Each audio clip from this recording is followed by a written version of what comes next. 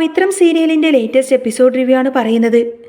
അങ്ങനെ വിക്രമിന്റെയും വേദയുടെയും മുന്നിൽ വെച്ചുകൊണ്ട് ചന്ദ്രശേഖരൻ അനിയൻകുട്ടിനെ വെടിവെച്ചാലങ്ങ് കൊല്ലുന്നുണ്ട്. അന്നേരം ഇത് കണ്ട വേദ ബോധം കെട്ടങ്ങ് വീഴാണ്. വിക്രമിന് അനിയൻകുട്ടിനെ രക്ഷിക്കാനാവാതെ ഞെട്ടിത്തെറിച്ച് നിൽക്കുമായിരിക്കും. ദേഷ്യം അടക്കാനാവാതെ അവൻ ചന്ദ്രശേഖരനെ നോക്കി നിന്നു. വിക്രം ചന്ദ്രശേഖരനെ ഇടിക്കാനായി ഓടിച്ചെന്നു. എന്നാൽ ചന്ദ്രശേഖരൻ വിക്രമിന് നേരെ തോക്ക് ചൂണ്ടി അവനെ വെടിവെക്കാൻ അരികിലേക്ക് പോയി. ആ സമയത്തിന് ശ്രീകാന്ത് ചിരിച്ചുകൊണ്ട് നിൽക്കുകയാണ്. കൊല്ലച്ചാ, കൊല്ലവനെ. അവനെ കൊന്നതുപോലെ ഇനി ഇവനും രക്ഷപ്പെടാൻ പാടില്ല എന്ന് തന്നെ ശ്രീകാന്ത് വിളിച്ചു പറയുന്നുണ്ട്. വിക്രമിനെ കൊല്ലാൻ വേണ്ടി ചന്ദ്രശേഖരൻ തോക്ക് ഉയർത്തിപ്പിടിച്ചു. എന്നാൽ സേതു ഇടയിൽ കയറി ചന്ദ്രശേഖരനെ അങ്ങ് തള്ളി മാറ്റുന്നുണ്ട്. ചന്ദ്രശേഖരൻ പാറയുടെ മുകളിലേക്ക് ഉരുണ്ടങ്ങ് താഴേക്ക് വീഴാണ്. ആ സമയം നിലത്ത് വീണ ചന്ദ്രശേഖരന്റെ തോക്ക് വിക്രം എടുത്തു. അവൻ അത് ശ്രീകാന്തിന്റെ നെറ്റിയിലേക്ക് അങ്ങ് അമർത്തി വെച്ചു. നിന്നെ ഞാൻ കൊല്ലുമടാ, നിങ്ങൾ ഇനി ജീവനോടെ ഇരിക്കണ്ട എന്ന് തന്നെ വിക്രം ദേഷ്യപ്പെട്ടു പറഞ്ഞു. എൻ്റെ അനിയൻകുട്ടനെയും വരുണിനെയും പുടിക്കനെയൊക്കെ കൊന്ന് നിങ്ങളെ ഇനി ആരും വെറുതെ വിടില്ല. ഇനി എത്ര പേരെ നീ ഇനി ഇതുപോലെ കൊല്ലുമെന്നൊക്കെ അവൻ ദേഷ്യപ്പെട്ട് ചോദിച്ചു. വേണ്ട വേണ്ട വിക്രം എന്ന് സേതു വിളിച്ചു പറയുന്നുണ്ടെങ്കിലും വിക്രം അതൊന്നും തന്നെ കേൾക്കുന്നില്ല. ശ്രീകാന്ത് പേടിച്ച് വിറച്ച് എന്നൊന്നും ചെയ്യല്ലേ, ഞാൻ നിന്റെ കാല് പിടിക്കാമെന്നൊക്കെ പറയുന്നുണ്ട്. ഇല്ലടാ, ഇനി നീ ജീവനോടെ ഇരിക്കാൻ പാടില്ല എന്നൊക്കെ പറഞ്ഞ് വിക്രം അങ്ങ് തീർത്തും പറയാണ്. ഇത് കണ്ട് ചന്ദ്രശേഖരൻ വിക്രമിന്റെ കയ്യിൽ അകപ്പെടാതിരിക്കാൻ വേണ്ടി അവിടെ നിന്നും ഓടിമാറി ഒളിച്ചു നിന്നു. മകൻ എന്തെങ്കിലും സംഭവിക്കുമോ എന്ന് പേടിച്ചുകൊണ്ടാണ് അവൻ അവിടെ നിന്നും ഒളിച്ചു നോക്കി നിൽക്കുന്നത്. ശ്രീകാന്തിനെ കൊല്ലാൻ വേണ്ടി മനസ്സിൽ ഉറപ്പിച്ചുകൊണ്ട് വിക്രം നിൽക്കുന്ന സമയത്ത് തന്നെ പെട്ടെന്ന് വേദയുടെ മുഖം അവൻ്റെ മനസ്സിലങ്ങ് തെളിഞ്ഞു വന്നു. ബോധമില്ലാതെ കിടക്കുന്ന വേദയെ കണ്ട് അവന് വിഷമം തോന്നി. തനിക്ക് എന്തെങ്കിലും സംഭവിച്ചാൽ വേദ ഒറ്റപ്പെട്ടു പോകുമെന്നും അവളോടൊപ്പം ജീവിക്കണമെന്നൊക്കെ വിക്രം ആഗ്രഹിച്ചു. ആ ഒരു വിചാരം മനസ്സിലേക്ക് വന്നതോടുകൂടി തന്നെ ശ്രീകാന്തിനെ കൊല്ലാൻ അവൻ്റെ മനസ്സനുവദിച്ചില്ല. എന്നാൽ പെട്ടെന്ന് എവിടെ നിന്നോ ഒരു ബുള്ളറ്റ് വന്ന് ശ്രീകാന്തിൻ്റെ നെറ്റിയിലങ്ങ് തറച്ചു. ശ്രീകാന്ത് വെടിയേറ്റ് വീഴാണ്. വിക്രം ഞെട്ടലോടുകൂടെ തന്നെ തിരിഞ്ഞു നോക്കി. അത് MLA വാസവനായിരുന്നു. വാസവനെ കണ്ട് അവൻ അത്ഭുതപ്പെട്ടു. നിങ്ങളോ എന്ന് അവൻ ചോദിച്ചു. വാസവൻ ദേഷ്യത്തോടെ വീണ്ടും ശ്രീകാന്തിനെ ഒരൊറ്റങ്ങ് വെടിവെക്കുന്നുണ്ട്. ശ്രീകാന്ത് ആ നിമിഷം തന്നെ അങ്ങ് മരണപ്പെട്ടു. ഇത് കണ്ട് ചന്ദ്രശേഖരൻ ആകെ പേടിച്ചു വിറച്ച് അവിടെ നിന്നും ഓടി രക്ഷപ്പെട്ടു. വാസവന്റെ കയ്യിൽ കിട്ടിയാൽ തൻ്റെ ജീവനും പോകുമെന്ന് ചന്ദ്രശേഖരൻ അറിയാമായിരുന്നു. വാസവൻ ചോദിക്കുന്നുണ്ട്, എവിടെയാണ് മറ്റവനെന്ന്? ആ ചന്ദ്രശേഖരൻ എവിടെ? അവനെ കൂടി എനിക്ക് കിട്ടണമെന്ന് പറഞ്ഞു. വിക്രം കരഞ്ഞുകൊണ്ട് പറഞ്ഞു, അനിയൻകുട്ടനെ അവർ കൊന്നു വാസവ. എല്ലാ തെളിവുകളും അവരില്ലാതാക്കി. നിങ്ങൾ എങ്ങനെയാണ് ഇത് അറിഞ്ഞത് എന്ന് അവൻ ചോദിച്ചു. വാസവൻ പറഞ്ഞു, ഇനി തെളിവിൻ്റെ ആവശ്യമൊന്നുമില്ല വിക്രം. ശ്രീകാന്തിനെ കൊന്നത് ഞാനാണ്. പക്ഷേ ഇപ്പോൾ ഞാൻ പോലീസിനോട് പിടികൊടുക്കുന്നില്ല. എനിക്ക് ആ ചന്ദ്രശേഖരനെ കൂടി വേണം. അവനെയും കൂടെ കൊന്നിട്ട് ഞാൻ കീഴടങ്ങിക്കോളാമെന്ന് പറയും. അത് ഞാൻ എടുത്ത ശബ്ദമാണ്. അതുവരെ ശ്രീകാന്തിനെ കൊന്നത് നീയാണെന്ന് എല്ലാവരും കരുതണം. അവനെ കൂടി ഇല്ലാതാക്കിയിട്ട് ഞാൻ കോടതിയിൽ സത്യം പറഞ്ഞോളാം. ഈ കാര്യം നമ്മൾ 3 പേരുമല്ലാതെ മറ്റൊരാളും അറിയാൻ പാടില്ല എന്നുവരെ വാസവൻ സേതുവിനോടും വിക്രമിനോടും പറഞ്ഞു. വരുണിനെ കൊന്നത് ഇവരാണെന്ന് എങ്ങനെ അറിഞ്ഞു എന്ന് വിക്രം ചോദിച്ചപ്പോൾ വാസവൻ സത്യങ്ങളെല്ലാം തന്നെ വിശദീകരിച്ചു കൊടുത്തു. വിക്രം നാട്ടിൽ വന്നപ്പോൾ ശ്രീകാന്തും ചന്ദ്രശേഖരനും ഗുണ്ടകളെ വിട്ട് കൊല്ലാൻ ശ്രമിച്ചതും പിള്ളസാറിനോട് ആവശ്യപ്പെട്ടതും എല്ലാം വാസവൻ അറിഞ്ഞിരുന്നു.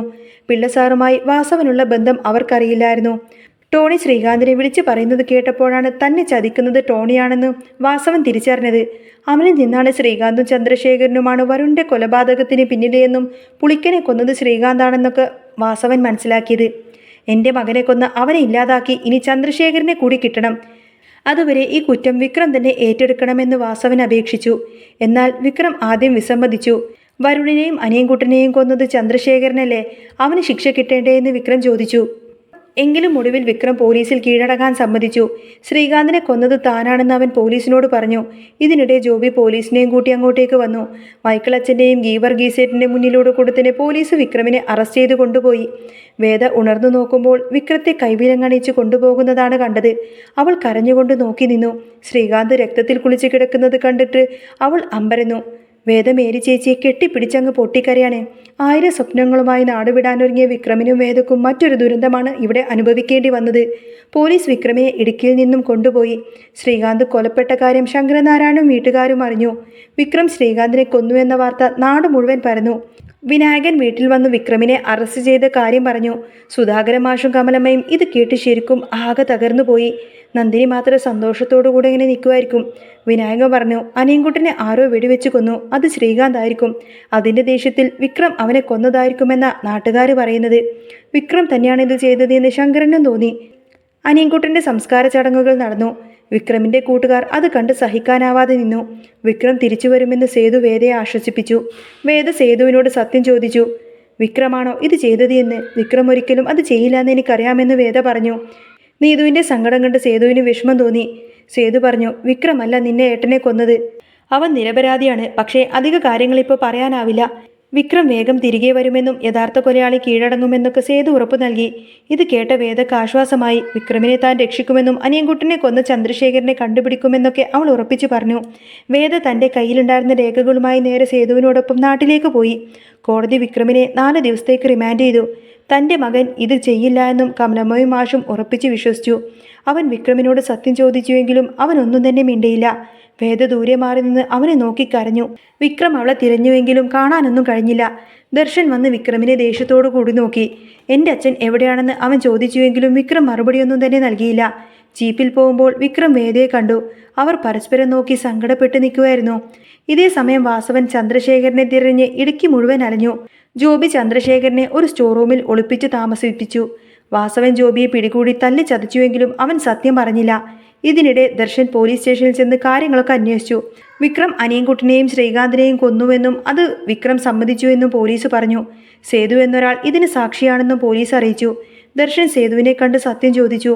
വിക്രം നിരപരാധിയാണെങ്കിൽ താൻ രക്ഷിക്കുമെന്നൊക്കെ അവൻ പറഞ്ഞു. ഒടുവിൽ സേതു നടന്ന എല്ലാ സത്യങ്ങളും ദർശനോട് വെളിപ്പെടുത്തി. വാസവനാണ് ശ്രീകാന്തിനെ കൊന്നത് എന്നും വിക്രം ആ കുറ്റം ഏറ്റെടുത്തതാണെന്നും അവന് പറഞ്ഞു. ഇത് കേട്ട ദർശൻ ആകെ ഞെട്ടിപ്പോയി. സ്വന്തം ഏട്ടനെ കൊന്ന വാസവനെ നിയമത്തിന് മുന്നിൽ കൊണ്ടുവരാൻ തന്നെ അവൻ തീരുമാനിച്ചു. സന്തോഷ് ചന്ദ്രശേഖരനെ കണ്ട കാര്യം മൈക്കിൾ അച്ഛനെയും ഗീവർഗീസേട്ടനെയും അറിയിച്ചു. ചന്ദ്രശേഖരനെ നിയമത്തിന് മുന്നിൽ കൊണ്ടുവരണമെന്ന് തന്നെ അവൻ തീരുമാനിച്ചു. ഗീവർഗീസേട്ടൻ വാസവനോട് ചന്ദ്രശേഖരൻ എവിടെയുണ്ടെന്ന് പറഞ്ഞു കൊടുത്തു. വാസവൻ അവിടെ എത്തി ചന്ദ്രശേഖരനെ അങ്ങ് തല്ലിക്കൊല്ലാണ്. എന്നിട്ട് സന്തോഷത്തോടു കൂടി തന്നെ പോലീസിന് കീഴടങ്ങി. വാസവൻ എല്ലാ സത്യങ്ങളും പോലീസുകാരോട് തുറന്നു പറഞ്ഞു. ശ്രീകാന്തിനെയും ചന്ദ്രശേഖരനെയും കൊന്നത് താനാണ് എന്ന് തന്നെ അവൻ ഏറ്റുപറഞ്ഞു. ദർശൻ ശങ്കരനെ വിളിച്ച് വിക്രം നിരപരാധിയാണെന്ന് പറയാണ്. വാസവന് വേണ്ടിയിട്ടാണ് വിക്രം ആ ഒരു കുറ്റം ഏറ്റെടുത്തത് എന്ന് അറിഞ്ഞപ്പോൾ വേദക്കും മാഷിനും കമലത്തിനൊക്കെ ഒരുപാടധികം സന്തോഷമായി. അങ്ങനെ കോടതി വിക്രമിനെ നിരപരാധിയാണെന്നൊക്കെ കണ്ട് വെറുതെ വിട്ടു. പുറത്തേക്കിറങ്ങിയ വിക്രം വേദയെ കെട്ടിപ്പിടിച്ചുകൊണ്ട് പൊട്ടിക്കരയാണ്. വാസവൻ വിക്രമിനോട് പറഞ്ഞു, എൻ്റെ മകനെ കൊന്നവരോട് ഞാൻ പ്രതികാരം തീർത്തു. ഇനി എൻ്റെ മകനെ കുത്തിയത് ആരാണെന്ന് കൂടി എനിക്ക് കണ്ടുപിടിക്കണം. അത് വിക്രം അന്വേഷിക്കണമെന്നൊക്കെ പറഞ്ഞുകൊണ്ട് തന്നെ വാസവൻ അവിടെ നിന്നും പോയി. കമലമ്മയും മാഷും വിക്രമിനെയും വേദയും വീട്ടിലേക്ക് കൂട്ടിക്കൊണ്ടുപോവാണ്. ശങ്കരനാരായണൻ ദർശനും ആ ഒരു കാഴ്ച കണ്ട് സന്തോഷത്തോടെ നോക്കി നിന്നു. വിക്രം മോചിതനായി എങ്കിലും അവരുടെ ജീവിതത്തിലെ കാർമേഘങ്ങളൊന്നും പൂർണ്ണമായിട്ടങ്ങ് ഒഴിഞ്ഞുപോയിരുന്നില്ല. വിക്രം സുധാകരൻ മാഷിന്റെ വീട്ടിലേക്ക് തിരിച്ചെത്തിയപ്പോൾ അവിടെ എല്ലാവരുടെയും കണ്ണുകളിൽ ആശ്വാസമായിരുന്നു. പക്ഷേ വിക്രമിന്റെ മനസ്സ് ശാന്തമായിരുന്നില്ല. വാസവനെ ഏൽപ്പിച്ച അവസാനത്തെ ദൗത്യം വരുണിനെ കുത്തിയ യഥാർത്ഥ കൊലയാളിയെ കണ്ടുപിടിക്കുക എന്നുള്ളത് അതൊരു കടങ്കഥയായി അവൻ്റെ ഉള്ളിൽ അവശേഷിച്ചു. വേദ അവൻ്റെ മൗനം തിരിച്ചറിഞ്ഞു. വിക്രം, നമ്മൾ ഒരുപാട് അനുഭവിച്ചു. ഇനി എന്തിനാ ഈ പഴയ കനകളിൽ വീണ്ടും വീണ്ടും ഇങ്ങനെ ഊതിക്കളിക്കുന്നത്? അവൾ ചോദിച്ചു. പക്ഷേ വിക്രം ഉറച്ച തീരുമാനത്തിലായിരുന്നു. വാസവൻ എനിക്ക് വേണ്ടി കുറ്റമേറ്റെടുത്ത് ജയിലിൽ പോയതാണ് വേദ. അയാൾക്ക് നൽകിയ വാക്ക് എനിക്ക് പാലിച്ചേ പറ്റൂ. അടുത്ത ദിവസം തന്നെ വിക്രം രഹസ്യമായി തൻ്റെ പഴയ സുഹൃത്തുക്കളെയും ഇൻഫോർമർമാരെയും ബന്ധപ്പെട്ട് അന്വേഷണം ചെന്നു നിന്നത് ശ്രീകാന്തിൻ്റെ വിശ്വസ്തനായിരുന്ന ഇപ്പോൾ ഒളിവിൽ കഴിയുന്ന ജോബി എന്ന അടുത്ത സുഹൃത്തിലേക്കാണ്. വിക്രം അവനെ തന്ത്രപരമായി പിടികൂടി.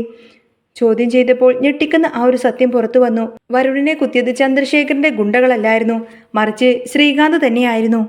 വരുണിനെ കൊന്നത് ചന്ദ്രശേഖരന്റെ ഗുണ്ടകളല്ലായിരുന്നു, മറിച്ച് ശ്രീകാന്തിന്റെ നിഴലായി കൂടെ നടന്നിരുന്ന ഒരാളായിരുന്നു.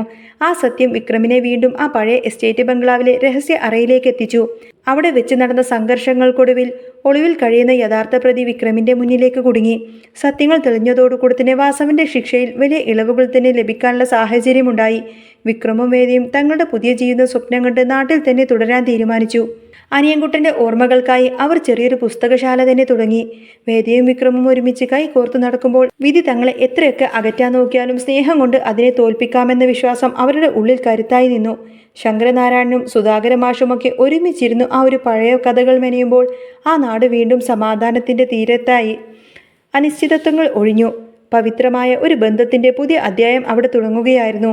അങ്ങനെ പവിത്രത്തിൽ ഇനി വരാൻ പോകുന്ന നല്ല സൂപ്പർ അടിപൊളി ത്രില്ലിംഗ് എപ്പിസോഡുകളൊക്കെ തന്നെയാണ്. നിങ്ങൾക്ക് ഈ ഒരു ചാനൽ ഇഷ്ടമാവുകയാണെങ്കിൽ സബ്സ്ക്രൈബ് ചെയ്യാനും സപ്പോർട്ട് ചെയ്യാനും മറക്കല്ലേ.